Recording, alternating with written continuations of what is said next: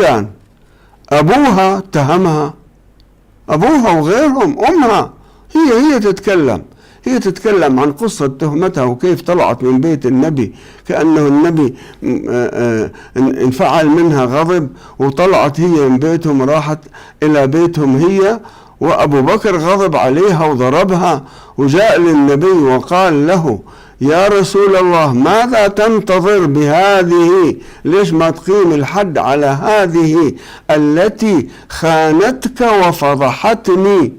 هذه عبارة كبيرة ترويها عائشة عن أبيها.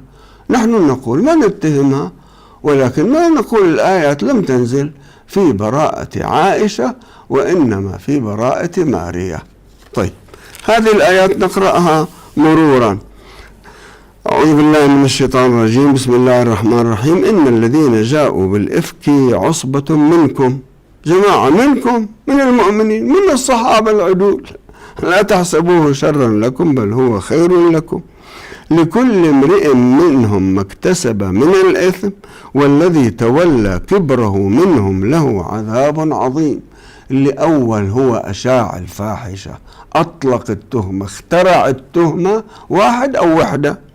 لولا إذ سمعتموه، لما تسمعوا تهمة لمؤمن زوجته هكذا ولا لا، هذا ظن فيه خيرا، هذا مؤمن، نحن ما نقبل عليه كلام هكذا. ظن المؤمنون والمؤمنات بأنفسهم خيرا وقالوا هذا إفك مبين لولا جاءوا عليه ب4 شهداء. وين الشهود ال4 اللي رأوهم في حال زنا مع بعضهم؟ وينهم؟ وإن فإذ لم يأتوا بالشهداء، إذا ما أتوا بالشهداء واتهموا، هؤلاء عند الله كاذبون ويقام عليهم حد التهمة والفرية. ولولا فضل الله عليكم ورحمته في الدنيا والآخرة لمسكم فيما أفضتم فيه عذاب عظيم. تتكلمون إيه فلان قال فلان، مثل الإشاعات اللي تصير في مجتمعاتنا، واحد ينقل فلان قال وفلان قالوا إيه وهكذا صار وهكذا جرى.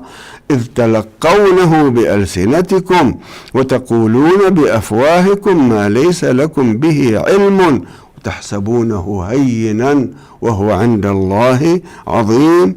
ولولا إذ سمعتموه قلتم ما يكون لنا أن نتكلم بهذا، سبحانك، هذا بهتان عظيم. يتهم امرأة محصنة، أي محصنة، فكيف بزوجة النبي صلى الله عليه وآله؟ هذا بهتان عظيم. يعظكم الله أن تعودوا لمثله